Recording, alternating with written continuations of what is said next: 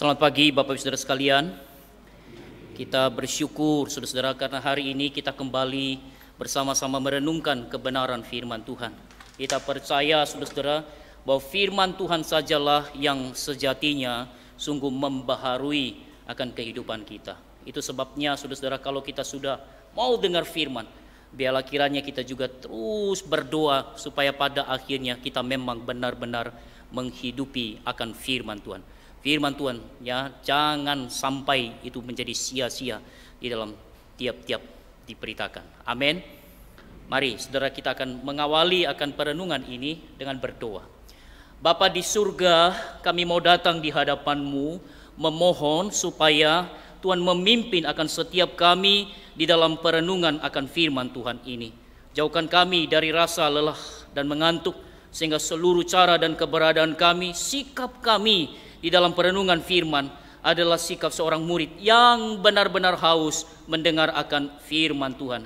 Kami menyadari bahwa kuasa kegelapan tidak tinggal diam, dia ingin membuat kami ragu terhadap firman Tuhan, bahkan meremehkan firman Tuhan. Karena itu dalam nama Yesus, kiranya Tuhan sajalah yang menguasai akan seluruh kehidupan kami di dalam perenungan firman ini. Demikian hamba-Mu yang lemah ini, yang hina dina ini, yang tidak lebih suci dari seluruh pendengar. Kiranya Tuhan juga pakai pakai mulut bibirnya, tambahkan dan kurangi yang disampaikan, sehingga semua yang akhirnya keluar di atas mimbar ini adalah seturut daripada kehendak-Mu. Dengar doa kami Bapa, demi Kristus Tuhan yang baik dan setia, yang adalah satu-satunya juru selamat kami yang hidup. Kami ini telah berdoa. Amin. Mari saudara-saudara, saya mengundang kita berdiri. Kita akan melihat di dalam satu teks dari 1 Yohanes pasal 4 ayat 7 hingga ayat yang ke-12. 1 Yohanes pasal 4 ayat yang ke-7 hingga ayat yang ke-12. Saya ayat yang ke-7, Bapak Ibu Saudara ayat yang ke-8, demikian seterusnya silih berganti. Kita hanya close, kita hanya sampai pada ayat yang ke-12. Saya akan memulai daripada ayat yang ke-7. Saudara-saudaraku yang kekasih, marilah kita saling mengasihi, sebab kasih itu berasal dari Allah, dan setiap orang yang mengasihi lahir dari Allah dan mengenal Allah. Barang siapa yang tidak mengasihi, ia tidak mengenal Allah, sebab Allah adalah kasih. Dalam hal inilah kasih Allah dinyatakan di tengah-tengah kita, yaitu bahwa Allah telah mengutus anaknya yang tunggal ke dalam dunia supaya kita hidup olehnya. Inilah kasih itu, bukan kita yang telah mengasihi Allah, tetapi Allah yang telah mengasihi kita dan yang telah mengutus anaknya sebagai pendamaian bagi dosa-dosa kita. Saudara-saudaraku yang kekasih, jikalau Allah sedemikian mengasihi kita, maka haruslah kita juga saling mengasihi. Tidak ada seorang pun yang pernah melihat. Jika kita saling mengasihi, Allah tetap di dalam kita dan kasih-Nya sempurna. Silakan duduk, saudara-saudara. Kalau ramai begini lalu baca firman, wah megah sekali, saudara-saudara. Ini ya. Itu sebabnya segala sesuatu yang kita lakukan dengan kesungguhan, dengan sukacita, dengan semangat, waduh, itu sesuatu yang sangat indah. Termasuk di dalam kita melayani, di dalam prepare seperti kur tadi itu, saudara, itu adalah sesuatu yang sangat-sangat luar biasa. Tapi kalau kita melakukannya itu dengan keluh kesah, saudara, apalah artinya semuanya itu? Ya, itu sebabnya tadi baca saja dengan kita serempak dengan semangat, itu sesuatu yang luar biasa. Ya, itu sebabnya setiap kali kita ibadah, melayani, saudara, tetap semangat. Amin. Nah, saudara yang dikasihi oleh Tuhan, saya pernah diutus di dalam salah satu ladang pelayanan. Nah, saudara-saudara, saya diutus di ladang pelayanan itu adalah di sebuah gereja yang tergolong kecil, dan memang kecil, saudara-saudara ya. Gereja yang sangat-sangat sederhana.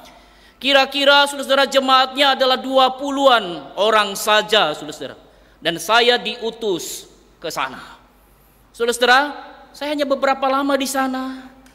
Dan kemudian ada seorang ibu yang saya lihat orangnya bukan juga orang yang kaya begitu, saudara-saudara. Lalu dia katakan kepada saya, Pak Eliatman, saya mau beli mobil, saya mau sumbang mobil.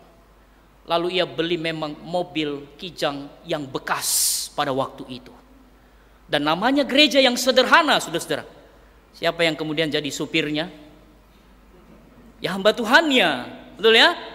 Saudara-saudara, akhirnya saya yang antar jemput mulai sekolah minggu, ya remaja, umum begitu, ya.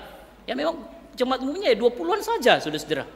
Itu sebabnya, saudara-saudara, kalau kita punya fasilitas mobil, ya GKT 3 ini sudah punya mobil, saudara-saudara, kita sangat bersyukur. Ada amin lagi? Ya saudara, bersyukur ini, saudara-saudara. Yang di sana, waduh, bergumul luar biasa, saudara-saudara. Ya itu bekas lagi.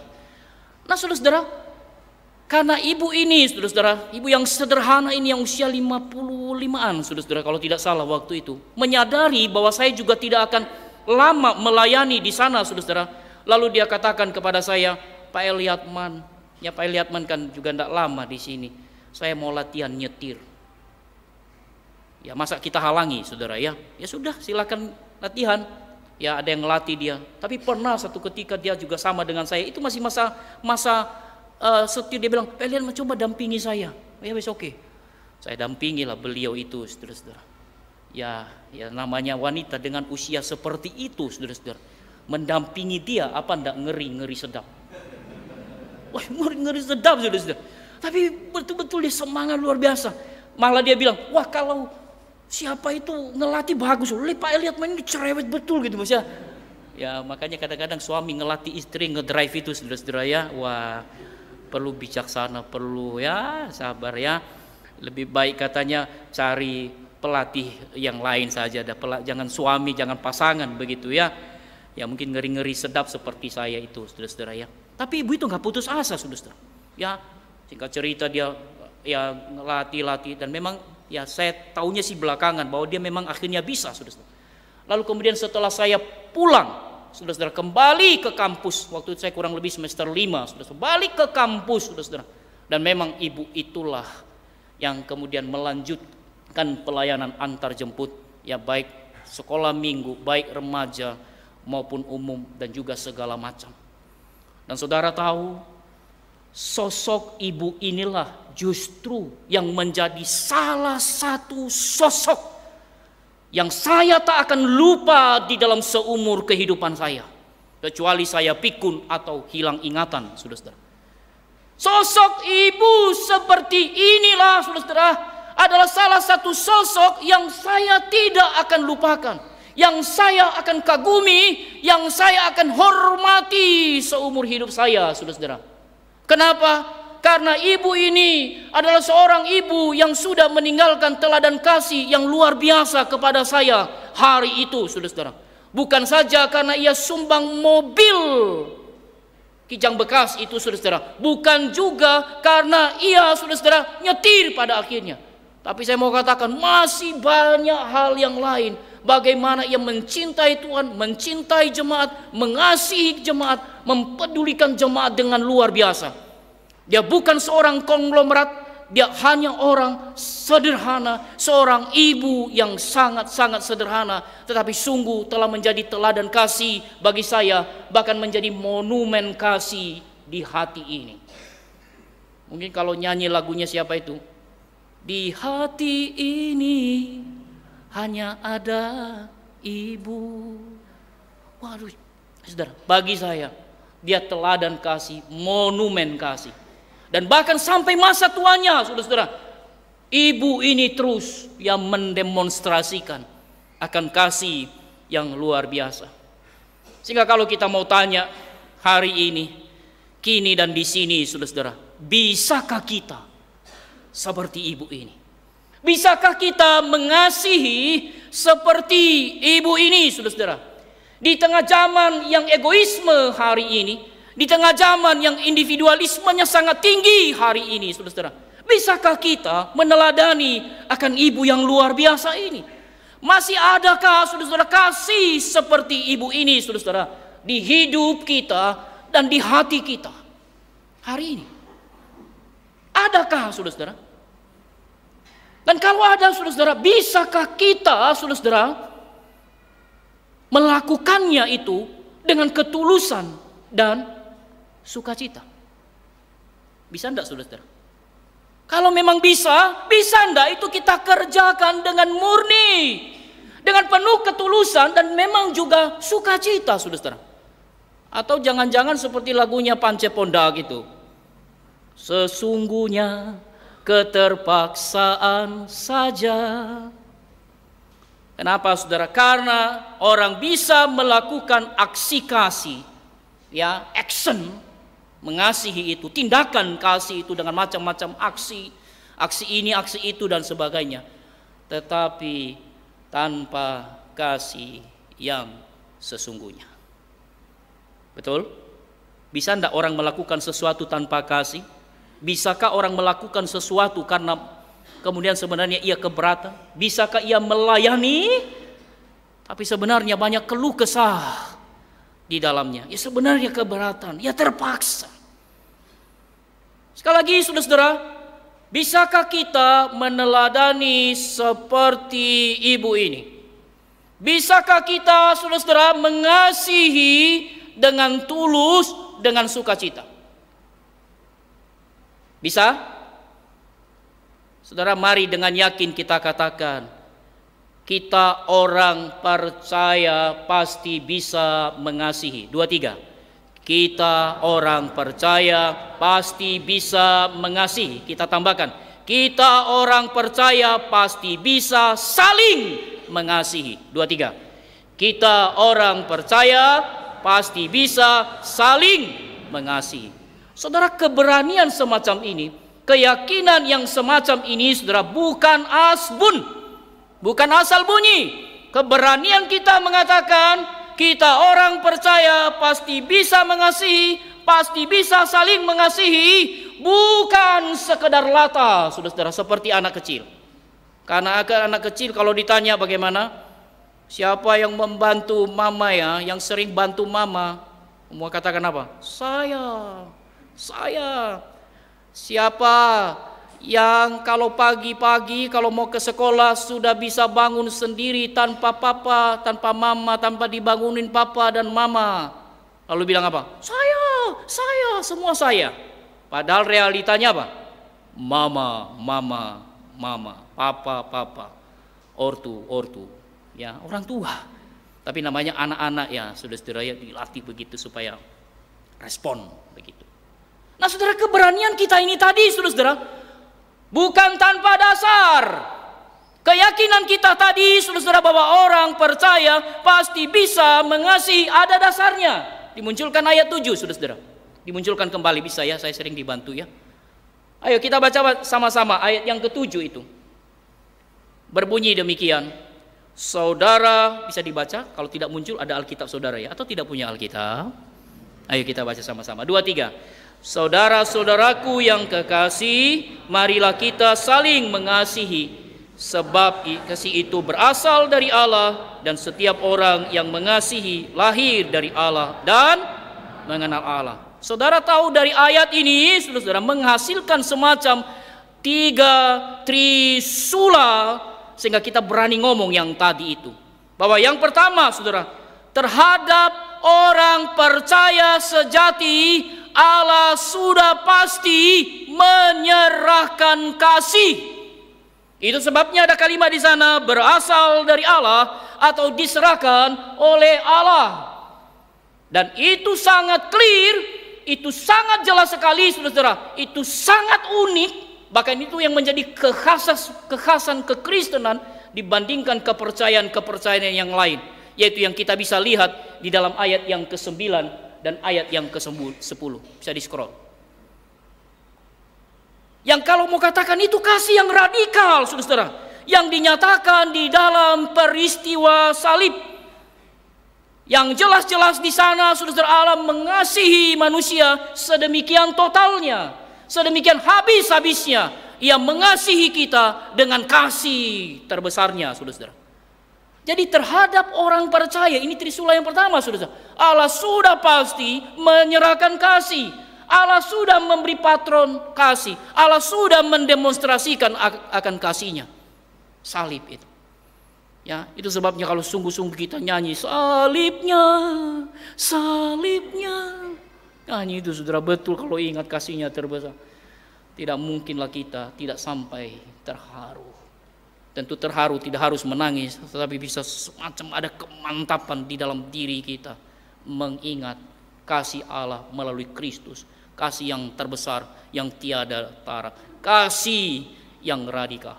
Trisula yang kedua, saudara-saudara, orang-orang percaya sudah pasti lahir dari Allah. Ya, sudah pasti itu lahir dari Allah, saudara-saudara. Dilahir barukan dari atas, burn ya above, atau burn again, kita tahu itu BA ya, lahir baru, saudara-saudara.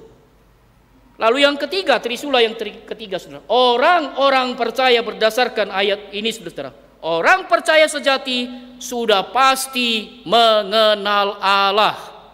Kalau mengenal ini berarti apa? Ada kedekatan, ada relasi. Tidak mungkin kita katakan saya kenal seseorang, ya, tapi tidak ada kedekatannya. Saya kenal seseorang, tapi tidak ada hubungan, tidak ada relasi sama sekali. Itu omong kosong. Kalau kita katakan saya dekat sama Tuhan, tapi tidak pernah menyembahnya, tidak pernah memuliakannya, tidak pernah dengar firman Tuhan, ya juga omong kosong. Jadi orang mengenal Allah pasti dekat, pasti punya relasi. Sehingga saudara, ayat ini trisula yang ketiga, orang percaya sudah pasti mengenal Allah. Dengan kata lain dari trisula ini, saudara, kita bisa katakan inilah niat baik ilahi. Inilah yang menjadi alasan, inilah yang menjadi potensi orang-orang percaya berkenaan dengan kasih. Dengan kata lain yang lebih dalam lagi, saudara, bahwa orang percaya berarti punya senjata, punya modal untuk mengasihi, untuk saling mengasihi. Jadi positifnya, positif banget saudara ini. Asal ada orang percaya di mana saja, di sini, di sana, di mana-mana, saudara, pasti ada kasih. Amin. Ini positifnya, teks ini luar biasa, saudara. Asal ada orang percaya di dalam komunitas, di gereja ini, di GKT 3, di keluarga kita, di sekolah kita, di pekerjaan kita, di mana saja, di lingkungan kita, saudara, pelan tapi pasti kasih itu akan terlihat. Kasih itu, saudara, itu akan muncul. Sehingga saudaraku yang terkasih, dasar inilah, paradigma inilah yang seharusnya kita taruh di dalam hati kita. Bukan kepada suara-suara, bukan kepada bisikan-bisikan yang tidak jelas, yang mendakwa kita sedemikian rupa seolah-olah ini bukan gereja, ini bukan Kristen, ini bukan orang Kristen. Tidak ada orang Kristen di gereja ini. Itu biasanya siapa? Suara dari mana? Bisikan dari mana? Kita tahu, saudara. Itu adalah suara-suara, bisikan-bisikan dari iblis, dari setan-setan, atau orang-orang tertentu yang sudah dikuasai oleh paradigma keduniawian. Ini yang harus menjadi dasar dan paradigma kita. Ini yang justru, saudara, menjadikan kita optimis, saudara, bahwa orang percaya sejati asal ada di GKT 3 ini, saudara, pasti bisa menjalankan kehidupan yang kasih, dan pasti gereja ini akan dapat mencicipi kasih, menikmati daripada kasih itu. Amin. Jadi sekalipun, saudara, ya, sekalipun kita ini nampak sendirian, orang lain belum muncul, belum kelihatan kasihnya, saudara, it's okay. Ya perlu waktu, saudara. Mungkin kita merasa sendiri, wah aku saja ya yang peduli, yang care, yang mengasihi. Tapi kalau lagi balik pada dasar ini, saudara-saudara, saudara, satu saat kasih kita itu tidak akan bertepuk sebelah tangan. Tapi pasti kalau ada orang-orang percaya sejati, kasih kita itu, saudara, akan berbunyi. Ada amin lagi? Mungkin hari ini kita sendirian. Mungkin yang lain kau tidak lihat. Terlihat, tidak muncul saudara-saudara. Tapi satu saat, saudara-saudara, akan bunyi juga. Di mana kita bukan saja bisa memberi kasih, bukan saja kita bisa menyatakan kasih, bukan saja ada orang menyambut kasih kita. Tapi pada satu titik tertentu juga kita akan mendapatkan kasih. Terjadilah yang namanya saling mengasihi itu. Saudara, di tengah-tengah banyak hal di pelayanan, ya tentu banyak pergumulan di dalam pelayanan itu, saudara-saudara ya. Saya pernah ditelepon oleh seorang ibu. Ya. Seorang ibu telepon itu ya tidak langsung bicara pelayanan. Ada yang sebenarnya ia sampaikan waktu itu. Saya lupa apa begitu, tapi yang saya ingat yang dia sampaikan ini. Dia katakan, Pak Eliatman, tahu enggak? Pak Eliatman itu setiap hari saya doakan. Saudara, kalau mendengar itu bagaimana? Di tengah pergumulan kalau dengar itu bagaimana, saudara? Itu bagaikan di padang gurun. Ya saudara, kita sangat kehausan. Tahu-tahu ada orang memberi, nggak usah bilang segelas air, setetes saja dimasukkan di lidah kita. Waduh, segernya bukan main. Pak Eliatman, setiap hari saya mendoakan Pak Eliatman. Waduh, saudara, mendengar statement itu, saudara, pernyataan ibu yang saya percaya dia jujur mengatakan itu, saudara, itu adalah sesuatu yang menguatkan saya. Itu adalah sesuatu yang sangat-sangat meneguhkan saya, yang menyegarkan saya untuk kemudian lupa segala sesuatu, kesulitan dan tantangan pergumulan di dalam pelayanan. Kenapa? Ada ibu yang setiap hari mendoakan saya. Jadi selama ada orang percaya sejati, saudara, sebenarnya kita tidak sendirian. Kita bisa memberi kasih dan kita juga bisa menerima kasih di dalam berbagai macam bentuknya. Karena itu, saudaraku, dengan dasar-dasar ini, toh kita juga harus mengerti sesuatu yang lain yang sifatnya negatif, yaitu kita perlu mewaspadai akan dua hal, supaya kemudian dua hal ini jangan sampai menjebak kita, jangan sampai kemudian mengaburkan kita, jangan sampai kemudian kita meragukan dasar ayat 7 tadi. Apa itu, saudara-saudara? Yang pertama, jangan sampai kita terjebak, jangan sampai hal ini, saudara-saudara, mengaburkan kita, yaitu ketidakdewasaan orang-orang percaya lainnya. Kenapa, saudara? Kedewasaan setiap orang itu macam-macam, saudara. Mungkin sama-sama percayanya barangkali. Mungkin baptisannya sama. Mungkin sama-sama masuk GKT 3. Mungkin sama-sama masuk pengurus begitu, saudara. Tapi kedewasaan setiap orang beda-beda. Ada yang bisa langsung ke sini kedewasaannya ya, wah cepat nih. Tapi saudara, bukankah juga ada orang yang kedewasaannya bagaimana? Sampai di sini masih, atau malah di sini. Itu sebabnya tidak boleh mengaburkan kita, saudara-saudara. Ada yang sangat cepat sekali. Saya banyak menemukan itu. Tapi ada yang sangat lambat, perlu proses. Barulah belasan tahun kemudian kita lihat, waduh, luar biasa ya. Saya ada melihat dua orang yang sampai hari ini bagi saya itu ya anugerah ekstra dari Tuhan. Ya luar biasa pelayanan. Padahal dari dulu kita gimana? Geleng-geleng. Bukankah itu proses bagi setiap orang? Ada yang begini, tapi ada yang masih di sini, saudara. Bagaimana kalau masih di sini? Kadang-kadang kita ngelus dada, bukan? Cueknya mungkin masih kelihatan, masih terasa.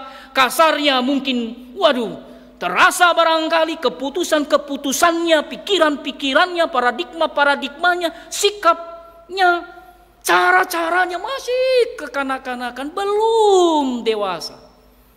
Itu sebabnya kita mesti maklum hal itu. Kita mesti sabar. Sebagaimana Allah sedemikian sabar kepada kita. Betul? Sebagaimana Allah, saudara-saudara, sedemikian sabar mendorong kita dan menanti-nantikan kita untuk menjadi orang yang dewasa. Bahkan saya percaya sampai hari ini pun terhadap pendeta sekalipun Allah sedemikian sabar menantikan seorang pendeta, seorang hamba Tuhan menjadi seorang yang jauh lebih dewasa lagi. Kita perlu bersabar ya. Setuju? Tepuk tangan, tepuk pundak kiri saudara. Ya bukan tepuk tangan, tepuk. Sabar ya. Ya, sabar ya. Apalagi kalau itu leader, saudara. Siapa ini? Wirya. Wah, dia leader ini. Mesti sabar. Sabar ya. Ya, kenapa saudara? Karena kedewasaan itu macam-macam. Tapi percaya, orang Kristen sejati sedang mengarah ke sana. Betul? Karena orang Kristen punya satu passion, menyerupai Kristus, menyerupai Allah, menyerupai Yesus. Jadi omong kosong. Kalau ada katakan, ya saya orang Kristen tapi tidak sedang ke sana, itu omong kosong. Ya, mungkin dia adalah di ayat yang ke-8 itu. Lihat ayat 8 saudara. Mungkin dia adalah orang ayat yang ke-8 itu. Saudara, yang pertama, kita tidak boleh terjebak kepada ketidakdewasaan orang-orang yang ada di sekitar kita. Yang kedua, kita tidak boleh terjebak kepada bahasa kasih, kepada ekspresi ataupun sentuhan daripada setiap orang yang memang berbeda-beda. Bahasa pasarannya itu saudara-saudara caranya beda, seleranya berbeda saudara-saudara. Sehingga saudara-saudara selera kita, standar kita, apa yang memang cocok bagi kita itu saudara, jangan kita paksakan kepada orang lain. Jangan saudara kita mendikte orang lain. Jangan sampai kita menakar dan mengukur-ukur kasih daripada orang lain. Kalau dia perlakukan saya seperti ini, ini namanya true love. Kalau dia lakukan ini, wah ya benar, ya ini dia benar-benar mengasihi. Wah, lalu sharing kemana-mana, cerita ini ya. Tapi kalau kemudian perlakuannya itu ada berbeda, tidak sesuai yang diharapkan, waduh, ini enggak mengasihi. Ya, wah ini enggak mengasihi, enggak mengasihi.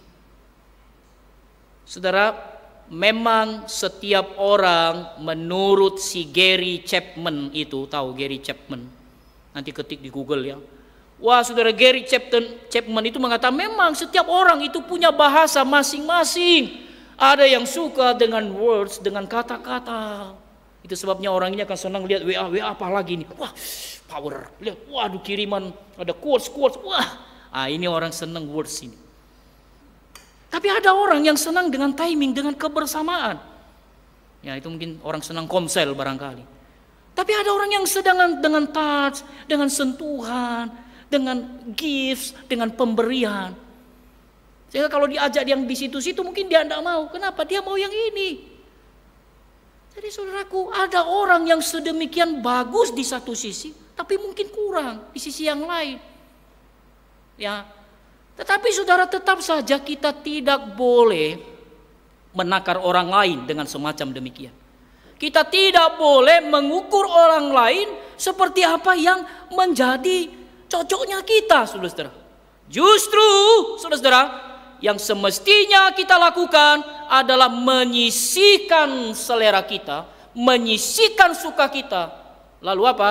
Lalu kita berusaha menembus, menyentuh apa yang cocok kepada orang-orang lain. Jadi bukan kita, saudara. Kalau ini dipaksakan, aduh, saudara-saudara. Yang benar apa? Kita sisihkan selera kita, saudara-saudara. Kita berusaha menembus. Kita berusaha menyentuh, menjangkau, menjawab apa kasih yang tepat kepada orang lain. Karena setiap orang lain itu pasti sudah ya berbeda, saudara. Dan saya mau katakan, bila semua orang berlomba-lomba seperti ini menyisihkan selera, kira-kira apa yang terjadi? Sama seperti di doa awal tadi tentang iblis itu, saudara, kita perlu usir. Sama, kalau dia lihat fenomena semacam ini terjadi di antara kita, saudara, iblis akan lari terbirit-birit. Dia akan tersipu-sipu malu dia tidak bisa, saudara-saudara, itu mengacaukan komunitas akan setiap kita. Bila semua orang berlomba-lomba seperti ini, saudaraku yang dikasihi oleh Tuhan, menyisihkan selera masing-masing, saya percaya tidak ada ruang di tengah-tengah kita tuding menuding, nggak ada. Tidak ada ruang salah menyalahkan, tidak ada ruang bagi kita untuk curiga mencurigai. Dan bahkan bila semua orang berbuat seperti ini, jelas Tuhan dimuliakan. Bila semua orang berbuat seperti ini, saudara, ayat 12 coba diklik, dimunculkan. Ayat 12 itu, saudara, sudah pasti akan kemudian digenapi. Ayat 12 ini, saudara, pasti akan digenapi. Yaitu, saudara, banyak orang yang kemudian merasakan dan mengalami Allah yang tak terlihat itu. Karena di situ jelas dikatakan tidak ada seorang pun yang pernah melihat Allah. Tapi waktu kita semua benar-benar saling mengasihi, maka orang-orang, saudara, akan bisa merasakan dan melihat akan Allah yang tidak terlihat itu, saudara. Dan bahkan, saudara, dengan kita kemudian bisa hidup saling mengasihi, menyisihkan selera kita, berusaha menembus dan menyentuh daripada apa yang menjadi kasih yang tepat bagi orang lain. Itu menandaskan kepada kita, menandaskan bahkan kepada banyak orang bahwa sungguh Allah ada di dalam diri kita. Roh Allah ada di dalam kita. Itu sebabnya seorang tokoh mengatakan, the Christian's love is an assurance of the divine inhabitation. Yang kira-kira artinya selamat hari Paskah, bukan? Yang kira-kira artinya, saudara, kasih orang-orang Kristen merupakan asuransi, merupakan jaminan penghunian ilahi di dalam diri kita, di dalam diri orang-orang percaya. The Christian love is an assurance of the divine inhabitation. Waduh, saudara, luar biasa sekali itu, saudara. Menandaskan roh Allah ada di dalam diri kita. Dan bukan itu saja, saudara, lihat ayat 12 itu. Waktu kita saling mengasihi, saudara, ayat 12 itu sungguh-sungguh terjadi. Yuk sama-sama baca yang paling ujung mulai dari kata dan. Dan kasihnya sempurna di dalam kita. Kasih Allah, saudara, sempurna di dalam kita. Berarti desain kasih itu terrealisasi. Maksud dan tujuan daripada kasih itu, saudara, tercapai. Sukses, saudara, masuk pada sasarannya, yaitu kasih Allah kepada kita, lalu kepada sesama. Wah, saudara, itu desain kasih terrealisasi artinya, saudara. Luar biasa ya. Jadi kasih Allah diberikan kepada kita, lalu diteruskan kepada sesama kita. Wah, ini maksudnya. Itu sebabnya dikatakan kasihnya sempurna di dalam kita. Yaitu desain kasih, saudara. Sehingga, saudara-saudara, kalau kemudian itu tidak terwujud, hanya kasih Allah kepada kita, kasihnya Tuhan kepada kita, ini saja, enggak diteruskan, tidak di forward. Itu apa namanya? Sama-sama sebutkan, mampet. 2, 3. Betul ya? Mampet, saudara. Dan bukankah di mana ada yang namanya kemampetan? Ya enggak usah jauh-jauh, mampet yang ini aja, saudara. Wah, gimana? Kembung ya, sakit toh. Betul, diusahakan bagaimana ini. Wah, ini kok mampet. Di mana ada kemampetan, saudara, itu bikin sakit. Di mana ada kemampetan, saudara, itu merusak. Di mana ada kemampetan, saudara, yang seharusnya diteruskan, itu akan mendatangkan bau busuk. Karena itu, saudara-saudara, di berita beberapa waktu yang lalu, kalau tidak salah persis itu tanggal 5 Maret, saudara-saudara, spontan saya lihat itu, saudara-saudara, apa yang terjadi di Depo Plumpang itu, ya. Dan kalau tidak salah dikabarkan Erick Thohir mesti turun, saudara-saudara. Ya, Depo Pelumpang Jakarta Utara itu meledak katanya. Kenapa? Karena pipa minyaknya mampet. Jadi maukah saudara-saudara gereja kita tidak mampet? Maukah saudara-saudara komunitas kita itu tidak berbau busuk? Tidak ada cara yang lain kecuali rahasia yang sudah dinyatakan oleh Tuhan kepada kita hari ini. Bahkan beberapa waktu yang lalu ada khotbah-khotbah yang sama, saudara-saudara, yaitu kita mesti saling mengasihi. Ya, kita tahu bahwa ini tidak mudah. Betul? Siapa bilang mengasihi itu mudah? Enggak mudah, saudara-saudara. Siapa bilang mempedulikan orang lain itu mudah? Enggak mudah, saudara-saudara. Bahkan cenderungnya orang mungkin akan bisa menyalah artikan keberadaan kita. Mungkin bisa salah paham dengan kasih kita itu, saudara-saudara. Tetapi kalau kemudian orang salah paham, saudara-saudara, lalu apakah kemudian kita juga ikut-ikut salah paham? Kalau orang membenci kita, saudara-saudara, apakah kemudian kita juga ikut-ikutan membenci? Saya mau katakan kepada kita hari ini, kita tidak bisa mengontrol orang enggan mengasihi kita. Kita tidak bisa mengendalikan, saudara-saudara, orang tidak mengasihi kita. Kita tidak bisa betul-betul sedemikian rupa mengontrol orang membenci kita dan tidak mempedulikan kita. Tetapi saya mau katakan dengan tegas berdasarkan seluruh teks-teks hari ini, saudara-saudara, bahwa itu bukan urusan kita. That is not your business. Itu bukan bisnismu. Tapi urusan kita apa? Urusan kita adalah urusan yang dimandatkan oleh Tuhan bagi kita, yaitu supaya saling mengasihi, supaya orang-orang percaya sejati terus-menerus menebarkan akan kasih itu, bukan sebaliknya, bukan gosip, bukan kebencian, bukan fitnah, bukan dendam, bukan hasutan. Itu mah ayat 8 itu orang yang ada di ayat 8 itu. Ada amin? Saudara, kita nggak bisa mencegah barangkali. Kita tidak bisa menghalau orang-orang, saudara, membenci kita, justru sangat benci pada kita. Itu bukan urusan kita. Urusan kita adalah mentaati Tuhan saja. Taat pada Dia yang sudah mengasihi kita dengan sangat radikal sekali. Kasih yang berbeda dari seluruh kepercayaan mana saja, di mana Allah menjadi manusia. Kedalaman ini saya percaya kalau mengerti, saudara akan sangat menikmati pekan suci itu. Tapi kalau hanya sekedar program without understanding, tanpa pengertian, maka jadilah itu hanya sekedar program. Tapi kalau itu mengerti, itu kasih radikal dari Allah melalui Kristus kepada kita, saya percaya meskipun mungkin itu puasa, ada banyak hal yang dikerjakan, ada pelayanan di sana, tapi kita akan tetap sungguh-sungguh melayani akan Tuhan. Karena bagaimanapun, sebesar-besarnya, sehebat-hebatnya kita sudah mencurahkan, melimpahkan pelayanan kita, tidak akan pernah dapat, saudara-saudara, melampaui apa yang sudah Kristus berikan bagi kita. Ia sudah berikan segala-galanya bagi setiap kita.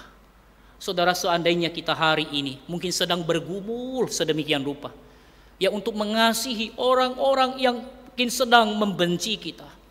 Mungkin kita sedang bergumul, saudara, bagaimana mengasihi orang-orang yang menyakiti setiap kita, yang sudah melukai kita sedemikian rupa.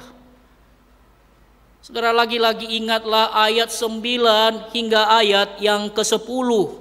Itu adalah kasih Kristus yang luar biasa. Kasih Allah yang sangat-sangat radikal kepada kita, yang mengasihi engkau dan saya, yaitu engkau dan saya yang justru adalah orang-orang yang tidak suci sebenarnya. Tapi orang-orang yang sebenarnya adalah orang-orang yang melukai, menyakiti, dan bahkan memberontak kepada Allah. Itu sebabnya terhadap orang-orang yang kita sukar untuk mengasihi dan mengampuni, saudara, pandanglah kasih daripada Kristus. Pandanglah pada model kasih Kristus yang luar biasa. Jadikan itu menjadi sukacita kita. Jadikan itu menjadi semangat kita, menjadi kesungguhan kita, menjadi kekuatan kita di dalam kehidupan yang saling mengasihi. Maukah kita saling mengasihi? Calvin mengatakan, tidak ada cara yang lain untuk membuktikan bahwa seseorang itu adalah the sons of God, adalah anak Allah, kecuali terlihat di dalam ia mengasihi. Berhati-hatilah kalau engkau dikuasai oleh kebencian yang sedemikian rupa. Tetapi puji Tuhan dan bersyukurlah kalau kasihmu, hatimu, kehidupanmu dipenuhi dengan hati yang mengasihi. Mari katakan kanan kiri saudara, mari kita saling mengasihi. Dengan sungguh-sungguh, mari kita saling mengasihi. Mari kita berdiri. Bapa, terima kasih, kami bersyukur mendengarkan firman-Mu di tengah zaman yang penuh dengan egoisme, individualisme yang sangat tinggi hari ini. Di zaman di mana kami lebih banyak konsen mungkin melihat gadget-gadget kami sedemikian rupa tanpa lagi peduli kepada sesama kami. Tapi hari ini Tuhan menyapa kami dengan firman Tuhan. Untuk kami saling mengasihi. Untuk kami mengasihi satu dengan yang lain. Tuhan, kami menyadari ini tidak mudah ya Tuhan. Karena itu kami memohon, tolonglah kami, ajar kami untuk memandang pada patron kasih-Mu yang luar biasa, yang sangat radikal itu sudah Bapa. Tuhan, tolonglah kami semuanya. Kami sangat lemah. Tapi kami bersyukur Tuhan, dengan mendengar firman Tuhan hari ini, ada harapan. Asal saja kami adalah orang-orang percaya. Asal saja di tengah-tengah kami ada orang-orang percaya sejati. Kami yakin kasih itu, saling mengasihi, bukanlah suatu kemustahilan. Kami sangat-sangat bersyukur. Kami rindu GKT 3 Malang ini sungguh terkenal menjadi gereja yang sungguh mengasihi. Gereja Kristus Tuhan, gereja kasih Tuhan. Bapa, terima kasih. Terpuji Dikau yang sudah lebih dulu mengasihi kami. Terpuji Dikau yang mendorong kami untuk mengasihi sebagaimana Allah, sebagaimana Kristus mengasihi akan setiap kami. Kami sangat bersyukur Bapa, dalam nama Tuhan Yesus kami berdoa, kami mengucapkan syukur. Amin. Silakan duduk.